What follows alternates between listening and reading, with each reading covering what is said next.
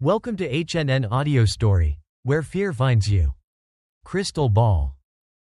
When the world falls silent and the darkness takes over, strange things begin to happen. Whispers in the wind, footsteps in the empty hall, and shadows moving where they shouldn't be. Tonight, I invite you to step into a tale of terror, a story that will send chills down your spine. Turn off the lights, put on your headphones, and brace yourself, because once you start listening, there's no turning back. Don't forget to like, share, and subscribe, but beware, something may be watching you. You are reading? This is a collection of real-life horror stories. These stories are told by various different people who personally experienced paranormal events. Chapter 1. This happened when I was around 12 years old. My mom took my siblings and I to visit her mom in her hometown in Mexico during our summer break. As soon as we got there, we were told not to wander close to the neighbor's house. Strange things seemed to be happening there. Apparently, the 16-year that lived across the street was possessed. My grandmother actually used the phrase, "has the devil in her." It started with the girl, don't remember her name, hearing somebody whisper. Then she claimed she was able to hear footsteps that followed her everywhere. She stopped eating, sleeping, and every morning would find scratches and bruises all over her body. The priest had been called and he had blessed the house several times, but it didn't seem to stop. Her parents had to send their other children to stay with grandparents because they were too scared to stay in the house with her as she was beginning to have violent, manic episodes. Some people in town said that when they walked by that house they felt uneasy, and some even claimed they saw shadows and heard strange noises. My cousins were scared to walk by there and would rather go the opposite way and walk around the block just to get to a store that was 2 houses down from that house. By the way, this house was across the street from my grandma and 2 houses to the left, 2 houses left of the house that was right across the street. Hope that makes sense. I'm not going to lie. I was scared too, but I also had this morbid curiosity. Every time we had to leave my grandma's house I looked that way and stared. Don't really know what I was hoping to see. One morning, I woke to the grown-ups talking about what had happened across the street during the night. Apparently, a big stain appeared overnight in one of the walls. A stain that looked a lot like blood. They washed the stain with soap and water and painted over where the stain was. By that evening, the stain was there again. They went to get the priest and once again cleaned the stain and prayed while the priest blessed the house and threw holy water at the wall. By morning, the stain was back. The word around town spread and people had gathered and formed prayer groups. It seemed they were praying non-stop. One group of people would leave and others would show up, all carrying rosary beads. My cousins, siblings, and I were under strict orders not to get close to that house. My grandma thought we might also get possessed or something might follow us home. Of course, as being kids, we decided we wanted to go and look at this blood stain on the wall. So off we went, hiding behind other people so our grandma and mothers wouldn't see us. There was a lot of people and not everyone fit inside the house. Or they were afraid to go in. There was a lot of people just outside the entrance. As we got closer, we heard a girl yelling as if in pain. We also heard growling, but I'm not sure if the girl was also making these noises. Everyone there was praying the rosary in unison, but you were able to hear the girl's voice crying and asking for help. Then she would start yelling, screaming, and you would hear growling. At this point, my cousins, my brother and my sister had turned back in fear. My sister grabbed my arm and tried pulling me back, but I had to see for myself who was making those noises. I pushed my way inside the house, and what I saw next I will never forget. I saw a girl tied with ropes to a banister of the house. She looked to be almost just skin and bones. I don't know what I was expecting to see, but it shocked me and I gasped. For a second there it almost seemed like she heard me and turned my way. I swear she was staring straight at me and smiled. I was frozen in my spot, unable to move. Then I felt someone pull me back so hard I almost lost my balance. It was my grandmother that was dragging me out of there. I don't think I ever saw her that mad. She was fit to be tied. As was the norm. I got in a lot of trouble for disobeying, only this time I was really sorry that I did. I was so scared and kept seeing the girl's face and grin in my head every time I closed my eyes. I thought for sure she was going to get loose and come for me. Days after that we headed back home to the US. Last I heard the girl had gotten better. No one is sure if the priest coming over and blessing the house every day or the town folk praying non-stop is what helped her, but they say that a witch, brujo, was also summoned. His belief was that this was not a demonic possession but a very strong case of witchcraft, black magic. Apparently, this was done to her out of jealousy. She was very pretty and caught the eye of the wrong man. After she got better, she was sent away to live with relatives in the US. I don't know exactly what was wrong with her and how she got better. All I am sure of is that I saw her with my own eyes. Saw the condition she was in and heard the most god-awful noises come out of her such as I've never heard before. Many years have passed, but this is something that is very clear in my memory. I still remember that face and that smile, and it still scares me to this day. Let's move on to the next terrifying story. Chapter 2. A few years ago, I moved into a one-bedroom apartment in Melbourne, Australia. It was my first time living on my own. The apartment block had been built in the 1930s.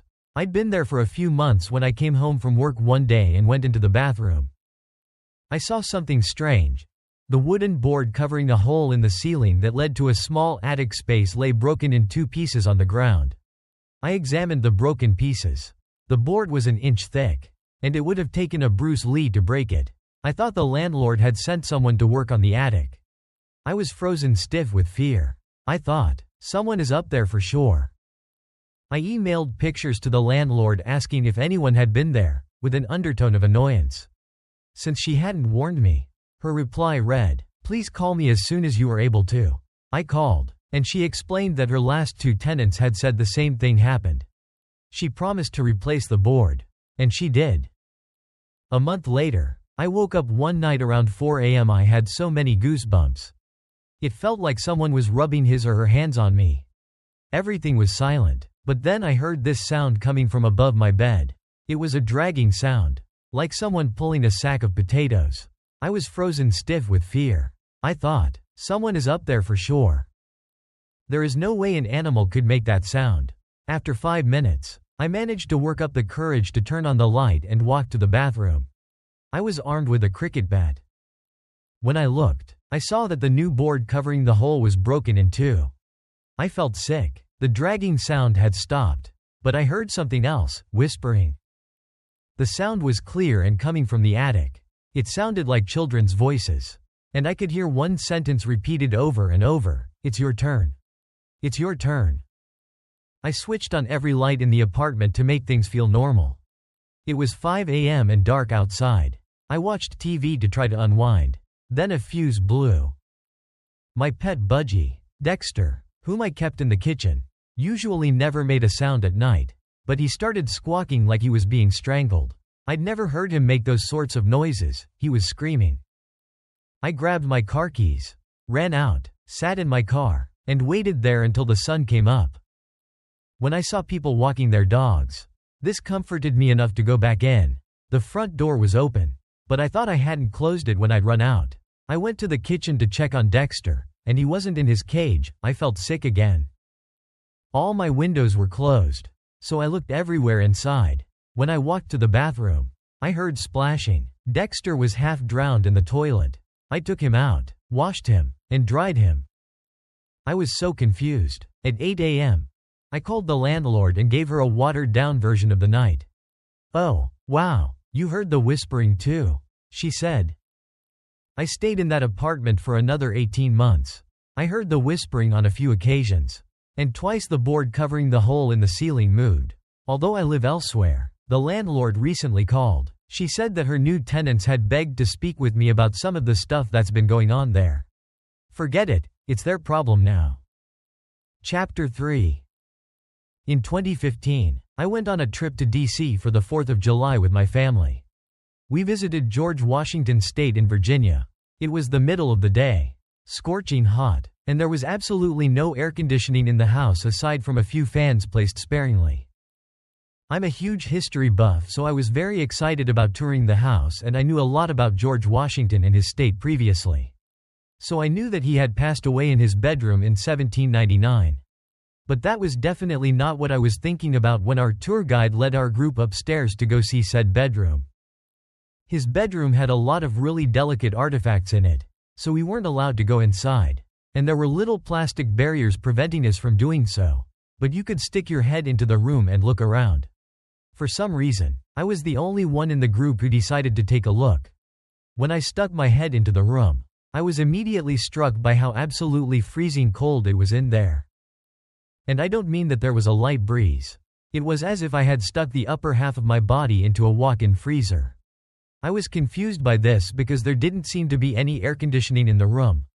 So I looked around to try and see if there was a fan or an AC unit that I just wasn't noticing. But I didn't see one. I decided to take my head out of the room and ask our tour guide why it was so cold in there. But then I realized that I couldn't move. I was paralyzed from the waist up. Every part of my body that was in the room was completely stuck in place. I struggled to pull myself out but couldn't. I started to panic and tried to open my mouth to call for help.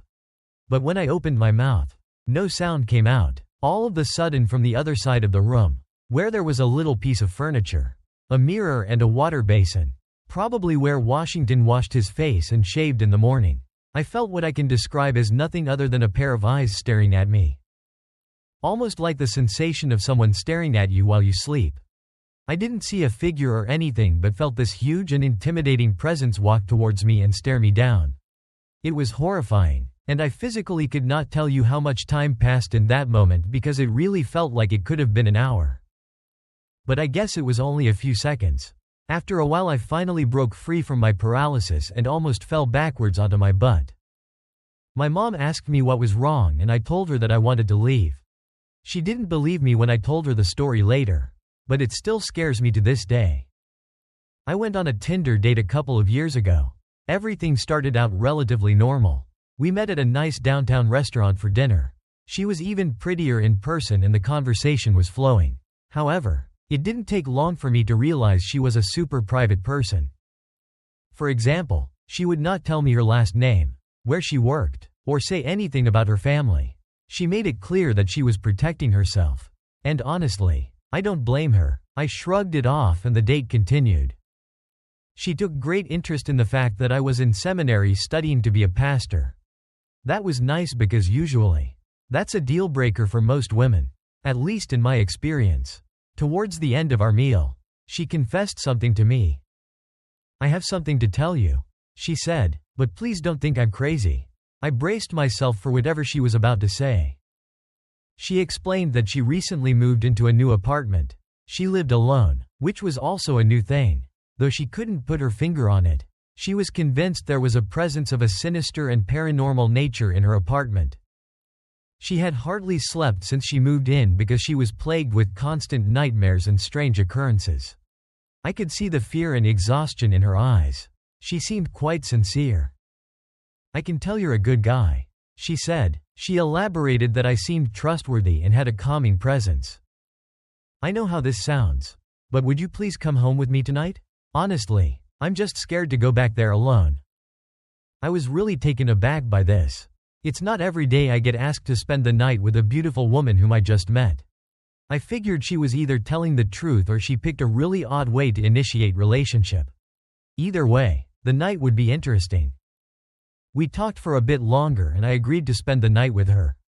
I followed her home, and when I walked into her apartment I was immediately struck with bad vibes. There was just something ominous about that place. I didn't want to freak her out, so I kept these feelings to myself. I said a quick prayer and followed her to a bedroom. We just sat there for a while, then she fell asleep. She looked like she hadn't slept in a very long time. I just sat there for a while in the silent darkness, lost in thought. Sometime later, I 100% heard someone walking down the hallway outside the bedroom. The door was closed, however, so I couldn't see anything. I was definitely frightened, but my curiosity got the better of me, so I went to investigate. Slowly I opened the door. I looked to my left, then to my right. Nothing. I walked downstairs to check out the rest of the apartment. Nothing. I went back upstairs to check the bathroom and the guest bedroom. Nothing. When I walked out of the guest room, which was right across from my date's bedroom, I looked to my left and right again. At the end of the hallway, I saw a black, humanoid body standing there perfectly still. It was almost like a shadow. But I could discern that it was a three-dimensional figure. This figure was large in stature. There's no way it could have been my date. She was maybe 5 feet 1 at best. I ran back into my date's room. To my horror, she wasn't in bed where I left her. I called out her name, but there was no response. I had just walked through the entire apartment, so it literally made no sense to me that she wasn't there. The bed was low to the ground, so she couldn't be under it. The closet was open too, and it was packed with boxes, so I knew she wasn't there either. The window was shut tight, plus it was the second story. It was as if she vanished. I grabbed my wallet, keys, and cell phone and ran out of the apartment in nothing but my underwear. The shadowy figure was gone. I jumped in my car and sped away. I never heard from her again. Her Tinder profile was deleted the next day, and she never responded to any of my texts. Till this day, I have no idea WTF happened that night.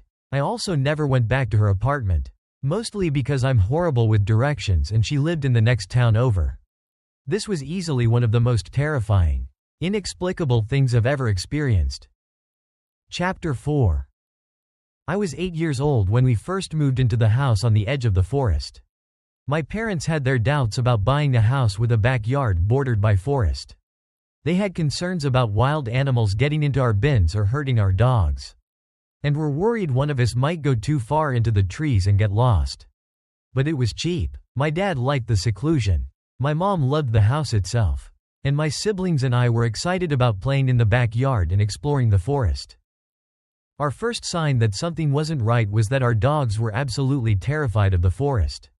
They never went into the forest for any reason. If a toy they'd been playing with found its way past the tree line, they would refuse to retrieve it, and when one of us went in they would pace anxiously until we returned.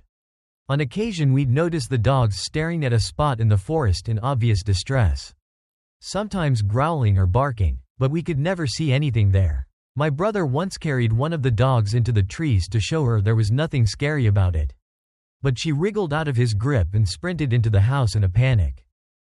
If we were in the backyard when it was getting dark, we sometimes heard noises like someone was walking through the forest, sticks crunching underfoot, branches being pushed aside. If we called out, there was no response. But if we shined a flashlight around, we would occasionally catch a glimpse for just a split second of something that we could swear looked like a person walking around in the dark. My parents quickly banned us from entering the forest at all after dark. And even during the day we weren't allowed to go out of sight of the house. My sister's bedroom window looked out at the backyard and the forest beyond. And she remembers looking out her window one night and seeing a shadowy figure standing right at the edge of the backyard. She says there was something wrong with it, like it wasn't quite standing on the ground, and it was a little too tall to be a person, and it was sort of distorted, and she was convinced it was staring at her. She called for our dad, saying there was a man in the yard staring through her window. And when he ran outside to chase off whoever it was, she continued to watch the figure. It didn't move away, but when the light from our dad's flashlight passed over it, it suddenly just wasn't there anymore. We regularly heard knocking at the back door at night, with no one there. Our parents thought it was teenagers playing pranks, and stopped bothering even opening the door, until one rainy night when the knocking was persistent and agitated. My mom pointed out there might be someone needing shelter from the heavy rain outside. But when she opened the door, not only was there no one there, but there were no wet footprints on the porch. The knocking continued the whole time we lived there. It would happen several times in the span of a few weeks, then stop for months, then start up again. My parents eventually installed a security camera, and there was never anyone at the door. The camera wasn't all useless though. About 3 years into living there, my brother started having night terrors and sleepwalking. When he went sleepwalking, he would always go out the back door and start walking towards the forest. My mom, being a light sleeper, would hear the door open, and would run out to get him before he made it into the forest. After the third or fourth time it happened, my brother asked to see the camera footage, because he wanted to see how he looked when sleepwalking. I guess thinking it'd look funny. The footage showed him walking out onto the porch, then pausing as if listening to something, and shaking his head, then reluctantly walking forward as if being pulled or forcefully guided by something. One evening my dad was in the backyard, and he heard my sister calling him from the forest, seemingly in distress, thinking she'd gone exploring in the forest and fallen over and hurt herself. He ran in and started calling to her, but quickly realized it was too dark to see her, and he couldn't pinpoint where her voice was coming from. He told her to wait where she was while he grabbed a flashlight. When he ran back into the house for the flashlight, he saw my sister inside, safe and completely unconcerned. At the time, my dad hadn't told us about hearing my sister's voice in the forest. So when I heard my mom's voice coming from the forest months later while I was outside with the dogs one evening, I didn't question it despite the fact I'd seen my mom inside recently and hadn't noticed her walk past me.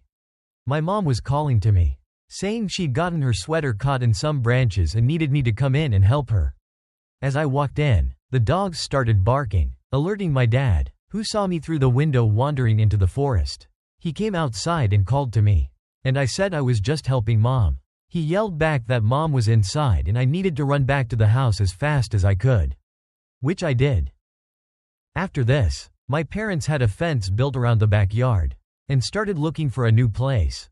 In the time between the fence being built and us moving out, it got way worse. We'd hear knocking at the door more regularly, as well as tapping on the windows, as if someone was walking the perimeter of the house and trying every window.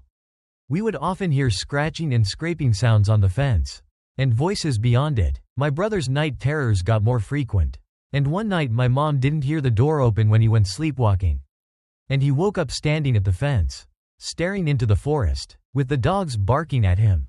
The last morning we spent there, less than 4 years after we moved in, we woke up to find the back door fully open, and the security camera footage showed it slowly swing open on its own. Since moving out, my brother's sleepwalking has stopped, though he still gets night terrors and he suffers from pretty severe anxiety. A few nights ago, he called me out of the blue, and after a bit of small talk he asked me if I think the door being opened that final night means whatever was out there finally got in. He was trying to make light of it, saying he was getting into the spirit of Halloween, joking about how maybe we should all get exorcised just in case something latched onto us all those years ago. But I think he's deeply bothered by everything that happened. I know I still am a little. I still get nervous around dark wooded areas. I don't know what I think was out there in the forest behind our house at night, but I get the feeling that, given the chance, it would have swallowed us whole. Chapter 5. I was 10 to 11 years old when this started. My brother was 4 to 5. Like a lot of kids, Kyle too had an imaginary friend.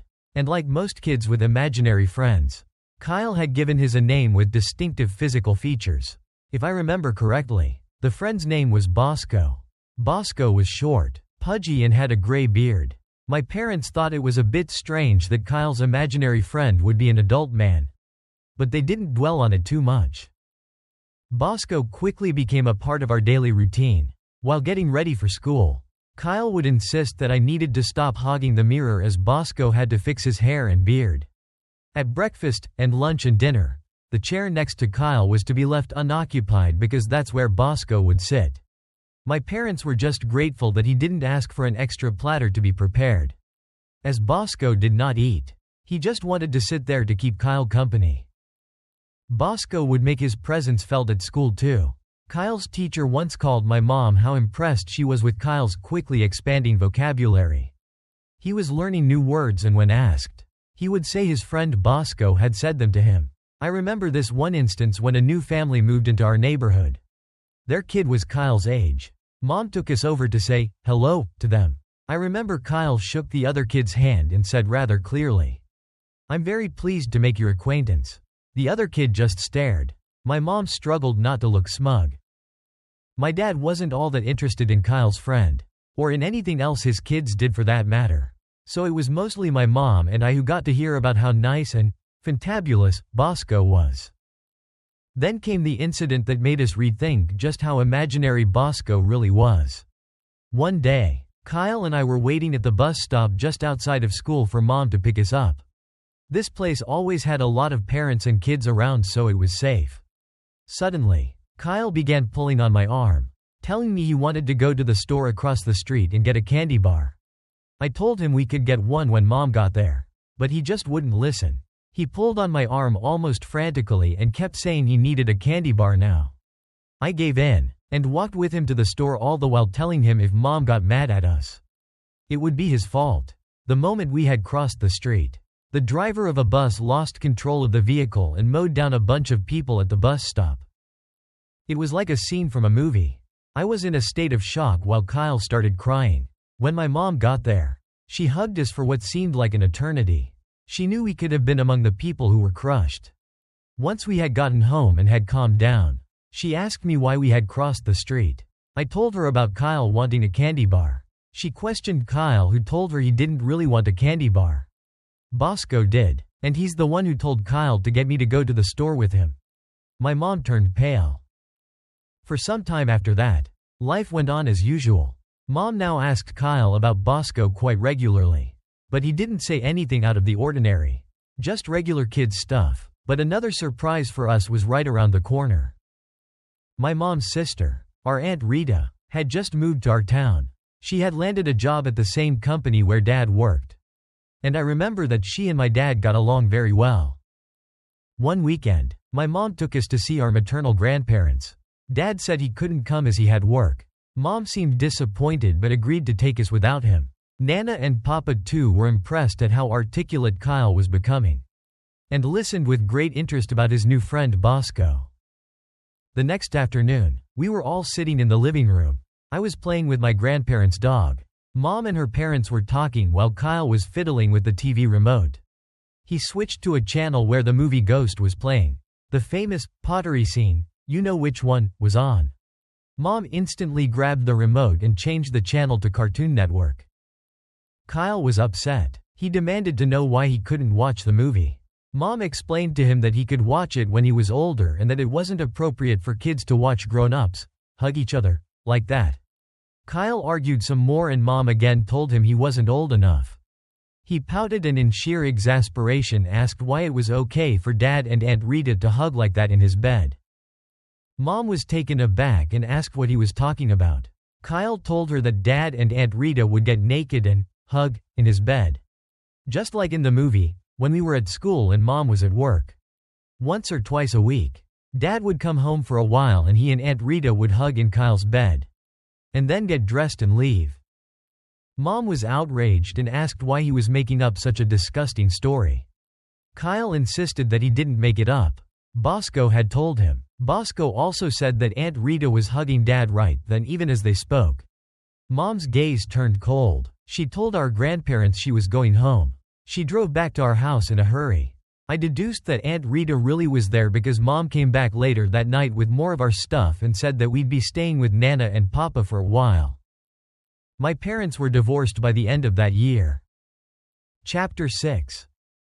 When I was 16, my friend Sean, who was a big goofball, came over to chill in our basement.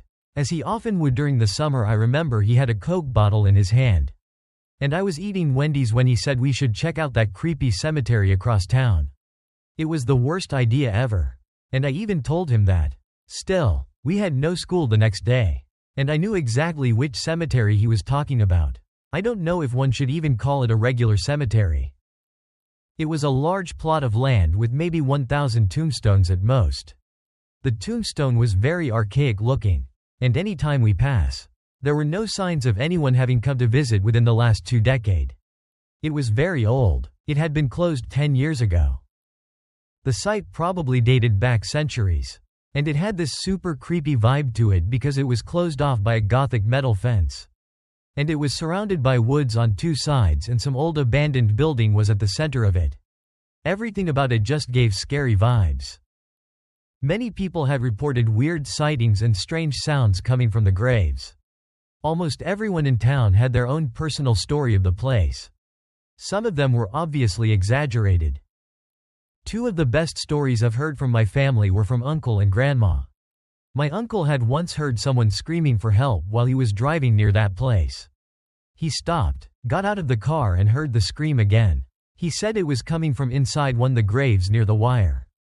And he quickly left. My grandma had once seen a lady dressed in white clothes slowly waving her hand at her. We'd also heard many rumors about that place.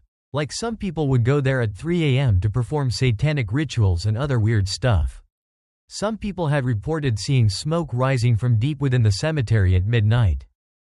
It took a little persuading, but Sean managed to get me to want to check it out. 2. I always wanted to visit that place after hearing so many creepy stories but was too scared to even attempt it. I previously never had any paranormal experiences in my life and always wanted to see something crazy lol. We woke up the next day at 4 a.m. and left at 4:30 before anyone figured out what we were up to. Ironically, it was a very cloudy, foggy kind of day, I guess conveniently adding to the mood. Sean pulled up his Honda to the side of the road. I told him to pull up more so it wasn't obvious. This was a low traffic road, so it would look kind of suspicious. He pulled up a few hundred feet down the road, and we got out and cut through the woods so that any potential passing traffic wouldn't see us entering the huge cemetery. The forest was full of fog. It looked like a scene from a horror movie. I started having second thoughts, but we had already made it this far. Hopping the fence in the woods was easy. It was maybe a 3 or 4 foot fence. Sean kind of took the lead on this, since it was mainly his venture. We finally reached the cemetery. The place was looking as creepy as ever because of the fog. We couldn't see that far away. He led me through the eerie plot of land, and we looked at the archaic tombstones. They all seemed to be from the 19th century. The writing on some of them was illegible at that point. I know it sounds super cliché, but I couldn't help but feel like I was being watched constantly. I started looking around the surrounding woods. I kept getting scared by trees. They looked like people in the fog. My mind was playing tricks on me. I was prepared for a jump scare. I told Sean how creepy this was. I know, he replied, still with the feeling of being watched. We kept walking deeper into the cemetery. We hadn't seen anything weird. My fears started to go away. Maybe this was just another quiet, depressing place, I thought. We walked further and we could see an outline of a huge abandoned building. We had reached the center of the cemetery. As soon as I realized this, I started getting a bad feeling. My chest felt heavy. Fear filled my body for no apparent reason, but we kept moving. Sean wanted to look inside the building and then leave. He promised me. The closer we got to the building, the more sick I felt. I almost felt like passing out. I told him to go alone and make it quick. I sat next to grave to catch my breath and he continued forward, leaving me alone. It had been a few minutes since he went inside. I was starting to feel better and thought about following him inside. I hadn't even fully gotten up when I saw a person walking just 6 graves away. I froze for a moment and quickly hid behind a tombstone. I slowly peeked at him. He was definitely not Sean. He was a lot taller, wearing a hooded black cloak. He looked like he was in his 50s. He walked towards a grave and stopped at its foot, just few feet away from where I was. He had his back turned towards me. He was speaking. It wasn't English. It was another language. A weird one. Like he was speaking in English but backwards. It sounded extremely creepy. Who was this guy? Maybe one of the people who was involved in one of the alleged rituals? What he did next scared the F***ck out of me. He pulled a shovel out of nowhere and started digging into the grave while shouting in his weird language. I got scared and stopped peeking. I didn't know if this person would harm us or not, if he knew we were here. Maybe he was armed. I got scared for Sean. He didn't know there was a lunatic out here. I wanted to leave that damn place like a flash, but I couldn't leave Sean alone. I stared desperately at the rotting building while the crazy screams got louder and weirder. Like he was trying to summon something or cast a spell. I just thought he was mentally ill. Then I saw Sean sneak out of the building. He had heard the screams. He gestured me to come towards him. We carefully met midway, hiding through the graves, and then without saying a word to each other, ran like lunatics. The screams faded into the fog. We didn't say anything until we hopped the fence and got back into the car. Sean looked more scared than me. He basically put it in drive before the car even had a chance to fully start. After a few seconds, he was finally able to tell me what he had seen. When Sean was inside that abandoned building, he found a sigil of Baphomet painted on the wood floor, which is basically the sign of Satan. Around it were a bunch of freaky dolls with buttons for eyes. He saw rooms full of weird freakish dolls and other satanic symbols which were practically everywhere. He didn't get to see anything else in the building because he heard the screams. We told this story to everyone and got scolded by our parents. Many people thought we were lying after a group of adults after hearing our story. Went to investigate the building and found it completely empty. They just found some leftover pieces of dolls. I was shocked. Sean was never the same after he left the cemetery. He no longer acted goofy and fearless. He was more serious and quiet now. I think Sean saw something in there. Something more than just dolls and satanic symbols. Something he still hasn't told me.